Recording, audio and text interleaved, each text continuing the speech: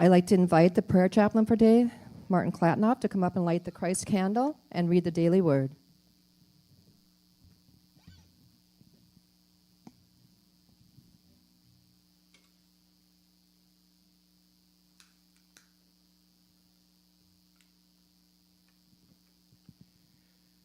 There is an old adage that goes something like this: if everyone lit just one little candle, what a bright world it would be.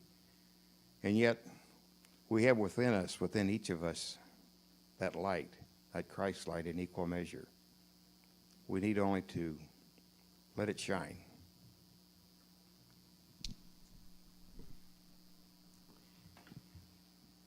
The thought for today is, I see my life clearly.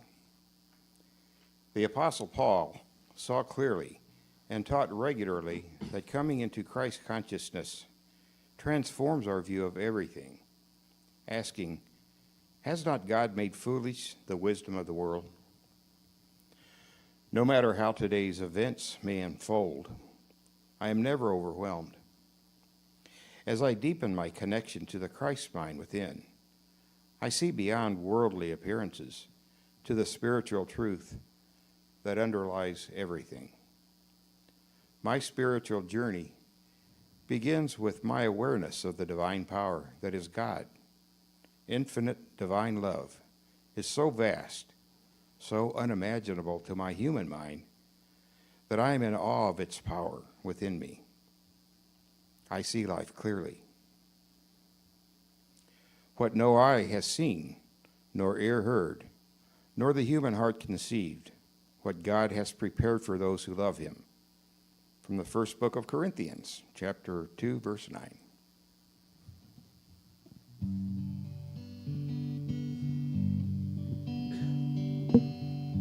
Our Father, who art in heaven, hallowed be thy name. Thy kingdom come, thy will be done on earth as it is in heaven.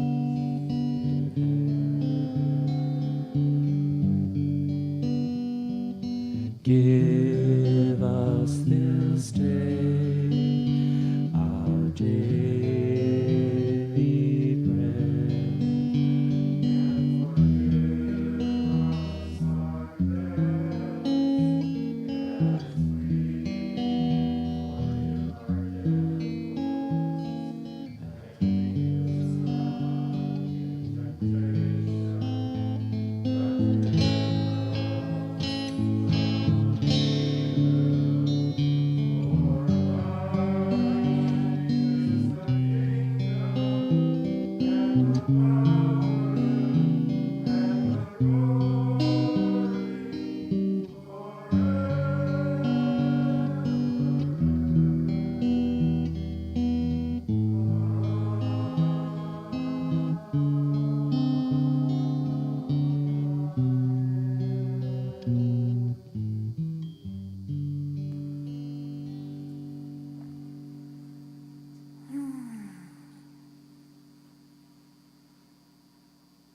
Today we think about let it be enough, or what is enough. Let it be enough this day, just for possibilities. If you think about that, what would be a possibility just for today? That would be enough.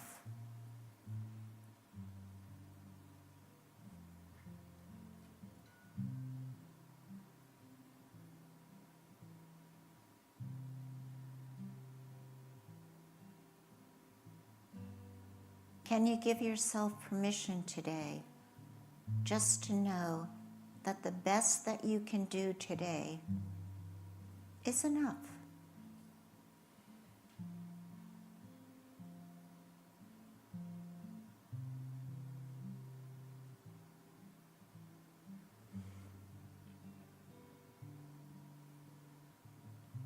Is it enough just to be fully present?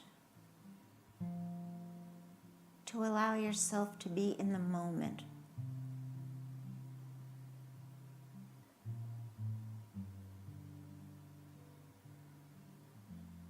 Can you, in this moment, let go of fleeting thoughts?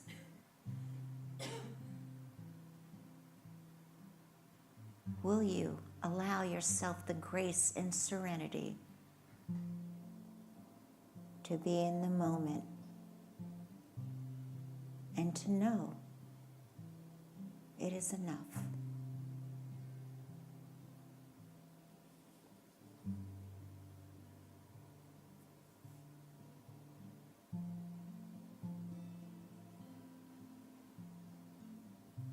And can you take each day of this week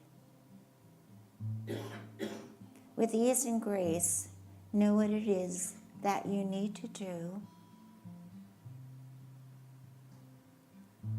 and to do it, but not keep striving to do more and more, but to know when it's okay to say enough.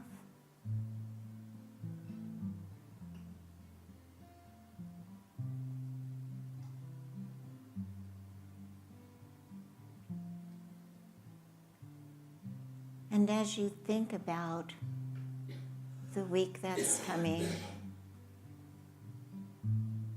the challenges that may lay before you,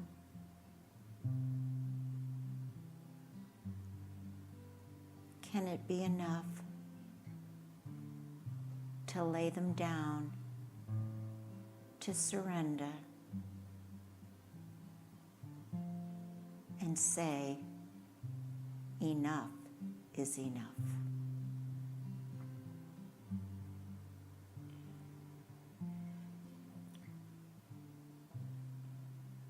Are you willing today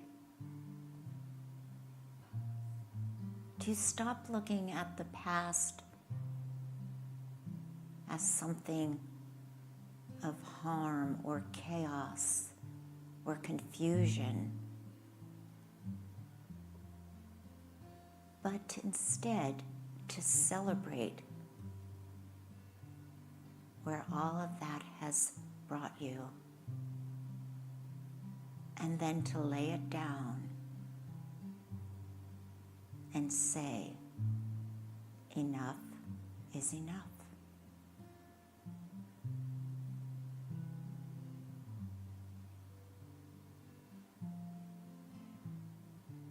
This is a time of transformation.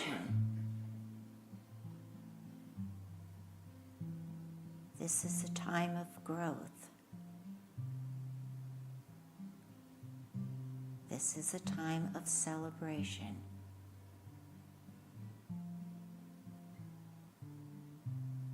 But to do that, it's also a time to say, enough is enough.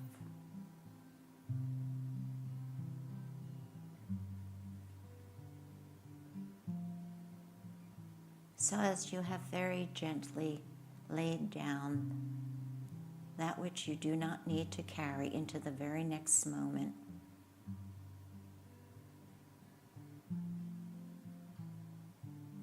and when you truly can embrace that, you give yourself permission to know when enough is enough.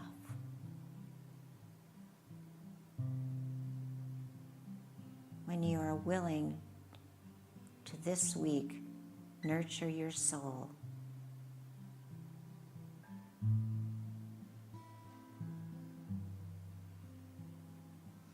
slowly, joyfully, with great expectation, come back to this very sacred place.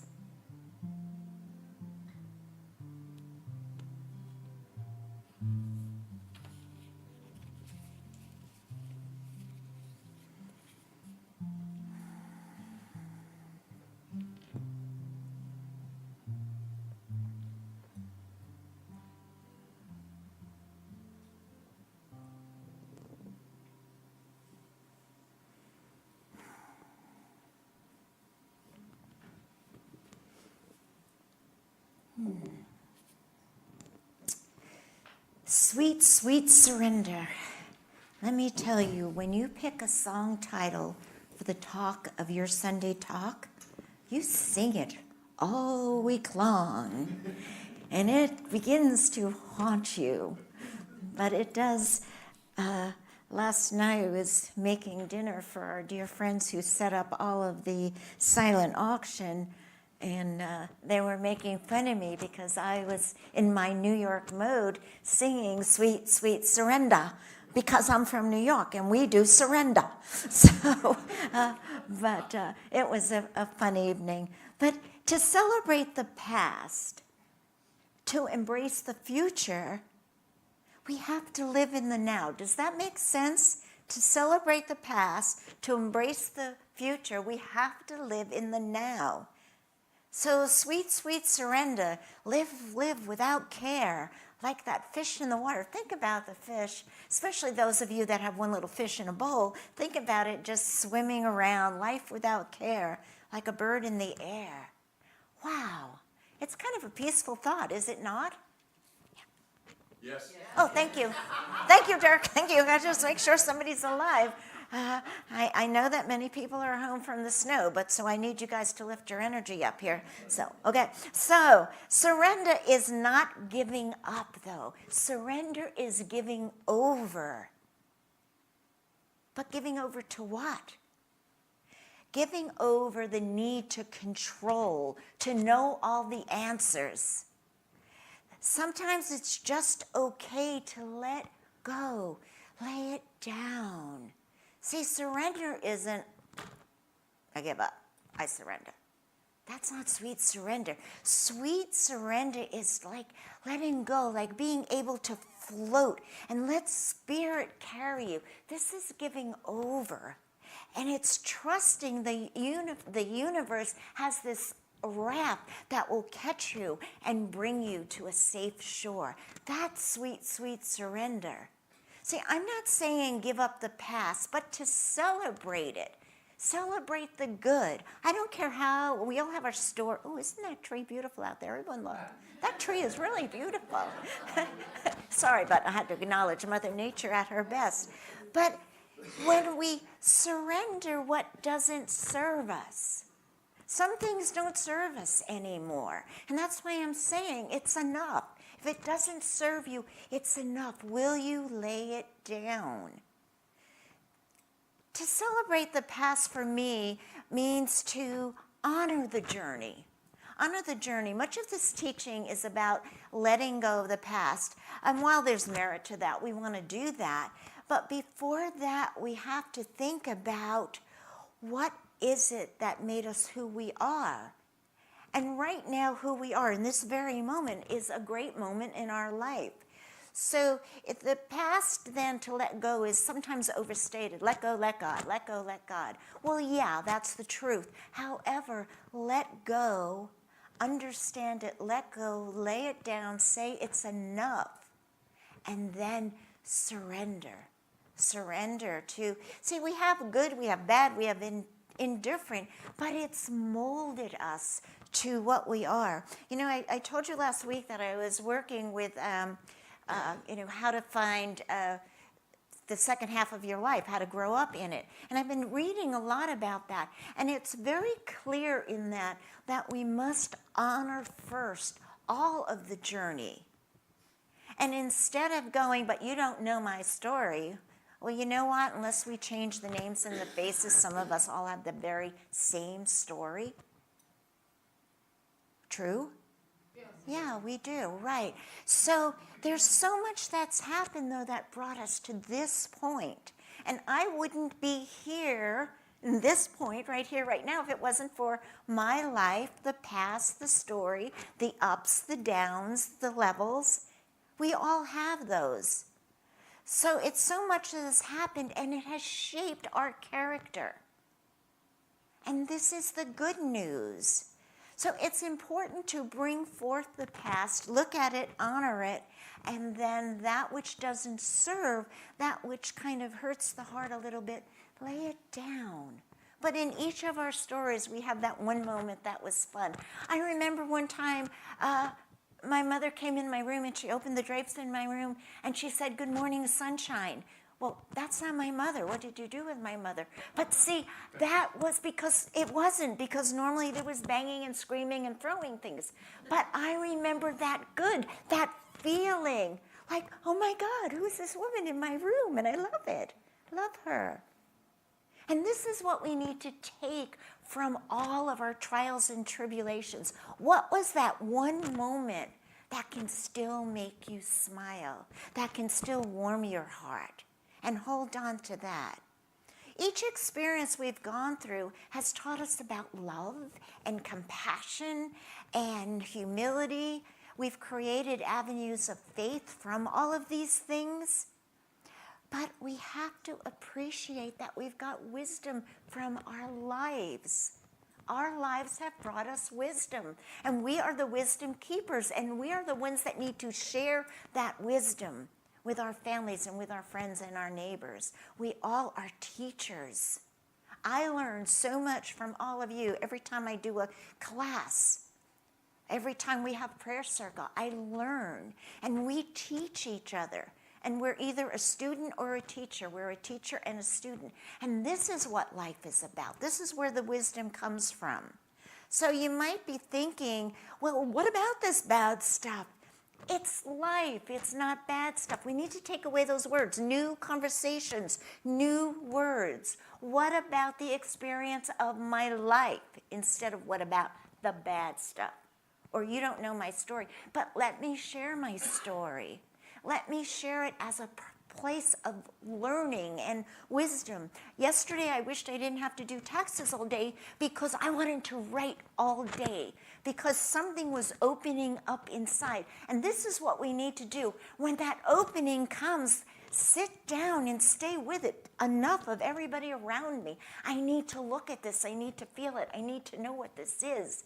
And life then becomes exciting and joyful, not something that is, oh, but you don't know my story. Well, and you know what? In my writing yesterday, I wrote things that were not nice that I did. Oh yeah, this saint up here? So, I mean, I was 16, and I was 18, and I was 21, and I was 31, and I had a life. And a lot of it was good, and a lot of it was, oh my God, I can't even believe I did that. You know, and you sit there like, if you really knew me, you wouldn't like me. Well, if you really knew me, you'd like me even more. So what we must not do then is build walls around us, not build up a tolerance to pain. It's okay to feel. It's okay to have tears. It's okay to go into the dark night of the soul, because when you go through that, you come out on the other side. So surrender to what is. Let go of what was. Have faith in what will be. Listen to that again. Surrender to what is, let go of what was, and have faith in what will be. And there are things in our life that were unfair. Not only did they seem unfair, they were unfair. And they were hurtful. And they molded who we are in a way sometimes that it's hard to get over. I understand that. I've been there too. But with the grace of God and the acceptance, we slowly move through, or we can take giant steps, it doesn't matter, and we move to become a better person. And we have this longing in us. You know, we speak of the divine impress, but the divine impress is really the soul calling you to become bigger and larger and be who you were supposed to be. That's that divine impress, that feeling of, okay, what's wrong? Everything is right, but something is wrong. That's a divine impress. That's the soul, and it is calling you to come out and be the person that you were born to be. And we come through all these things, and we allow ourselves to feel and grieve and then heal. This is the letting go. Grieve, feel, and then heal. We don't want to build walls around our hearts. We don't want to be numb to pain. Some people walk through life and they're paralyzed by pain, and they're paralyzed by their past, and they just exist. They don't live. So I've chosen this year, sit over there. I've chosen this year to refrain from saying, let it go. And instead of letting it go, how about spiritual surrender? Spiritual surrender. I am giving it over to, remember, not giving up, not giving down, giving it over to Spirit, to Mother Nature, to life itself. You know, in the Course of Miracles, it's written, listen to this, tolerance for pain may be high, but it is not without limit. Eventually, everyone begins to recognize, however dimly, there must be a better way. There must be a better way, and I call it spiritual surrender. In her book, Let Go, Let Miracles Happen, Kathy Cordova puts it this way. Spiritual surrender is an awakening and awareness that our rational mind and our ego are not the highest power in the world. Our ego is not the highest power in the world. The universal intelligence, the Christ consciousness, those are the highest powers in the world. Spiritual surrender, sweet, sweet surrender, is letting go of the struggles of our life and tapping into something that's much greater than ourselves, that we long to see, that we long to find within ourselves. You know, I am so excited to be alive, and I am so glad that at a young age I said I was going to live to 100. Can you imagine doing my 100th birthday party here? Oh my God, I wonder what we'll all look like. But it'll be fun. But for me, it's just letting go of that which doesn't serve. I think sometimes surrender is trying to give up trying to understand it all. Don't we sometimes we get so analytical and want to understand it all, and we think and we read books and we take classes and I gotta find it, I gotta find it, I gotta find it. Well, it's in here. You already found it. Surrender means giving up and just being comfortable with not knowing. We don't have to know all the answers in every single minute. Clearly letting go and letting God is not working, because in doing so, we get all of our feelings and we think God has to deal with it. Well, what do we know about that? We have to do the work. We have to make the first steps. We can't sit here and say, I'm perfect, whole, and complete, and God will take care of everything, and great. No. You are perfect, whole, and complete, but you have to take the steps. You have to believe in yourself.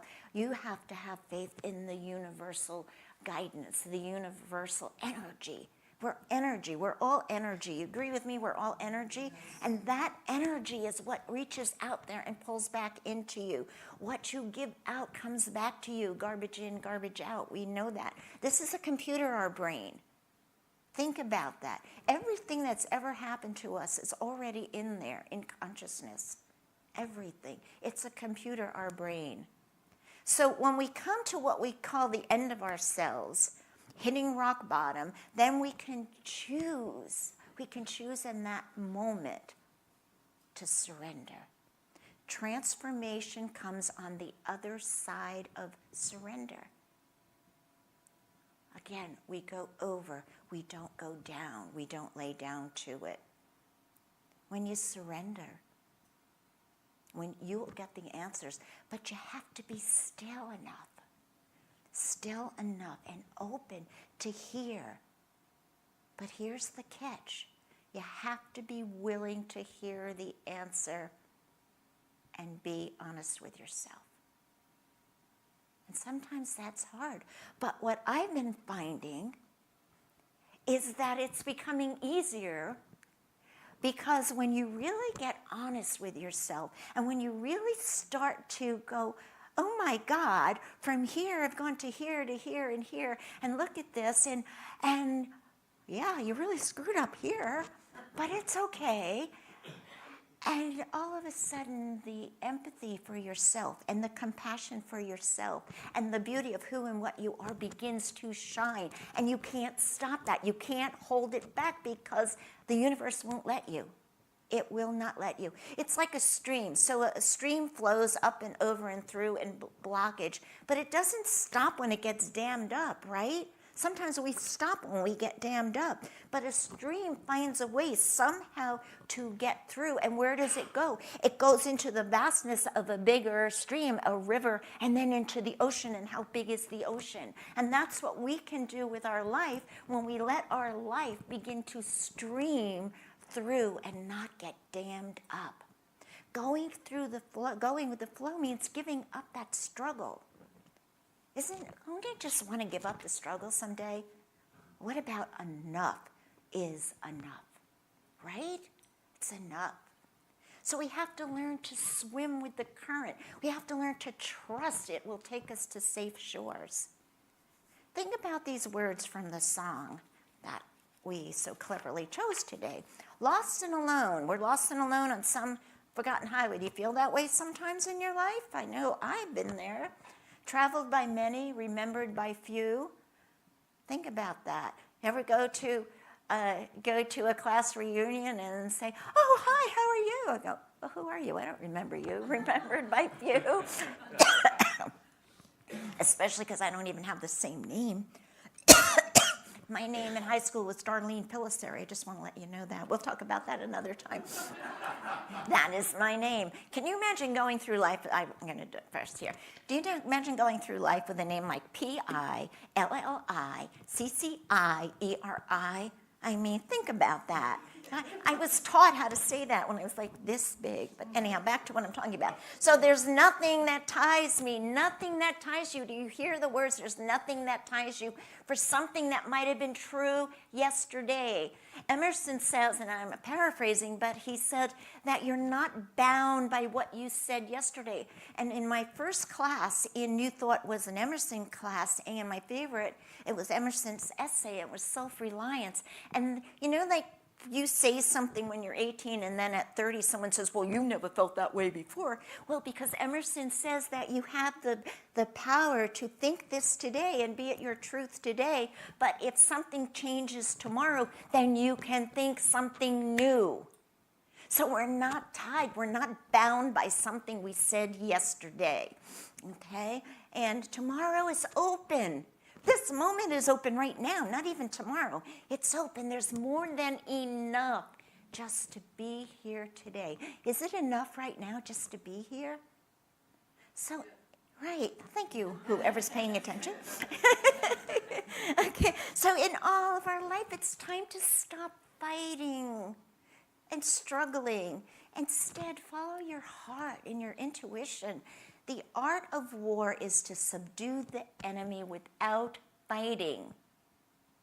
The art of war is subdue the enemy without fighting. So we look within and we ask, what is the enemy? Is it fear, insecurity, lack of self-worth, false pride, lack of integrity?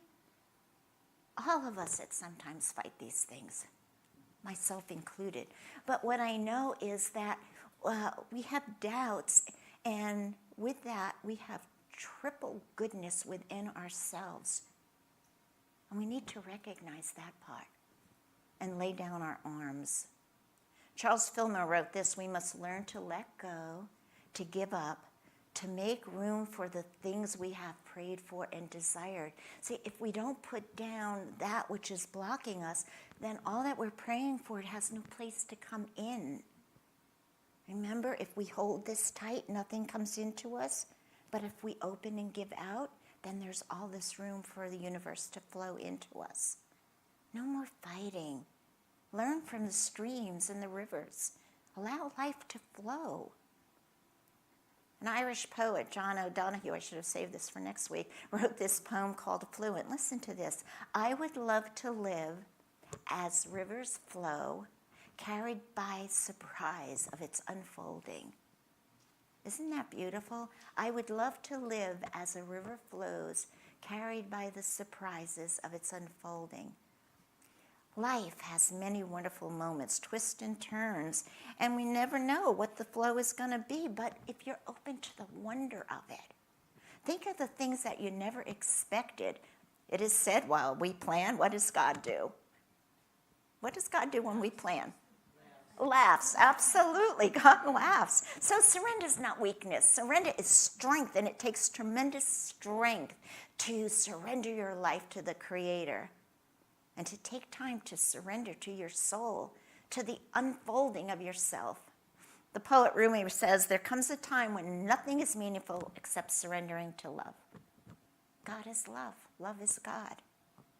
So I challenge you this week to look at the past in awe, but in celebration for who you are today. And if you think, well, who I am today is not exactly what I want to be, then your prayer when you go to sleep tonight is, tomorrow I am a better person than I was today. It's that simple. So when things look dammed up, flow around them, go over them. But whatever way that you direct the current, direct it towards your future. And listen to that voice within, that voice that gives you all of the answers. So are you willing? Yes. Are you willing in this very moment, the now, the present moment, are you willing to take your hands off the steering wheel? Let me see. Hands off the steering wheel. Yay. Hands off the steering wheel. Are you able to even fathom thy will be done? Scary a little bit, yeah. Yeah, we're challenged. Gary Zukav says, can you allow your life to go into the hands of the universe completely? Scary? Yeah, it is. You know what? I'm not sure, but I know that life, I don't know what it is. I don't know what the universal intelligence is. I don't know what God is. The greatest power, the greatest mind in the world doesn't know, but I know if you trust it with a capital I, whatever it is, it will go with you. Think about it. Live life without care, like a fish in the water, like a bird in the air. Do we? And will you say, I don't have a copy of it, that's okay. Will you say this with me? I am learning to live between the effort and surrender. I do my best and hope for what I want, but I do not resist the direction of the wind. Through surrender, I move from our outer turmoil to inner peace. By letting go of expectations and outcomes, I transform a painful experience into a positive, fruitful endeavor. When fear gets the best of me, I surrender to love. When I release my resistance to love's presence, I am able to receive what I need, what's trying to come into my life for my highest good. And so ends the lesson, and so begins a very wonderful, perfect moment right here and right now.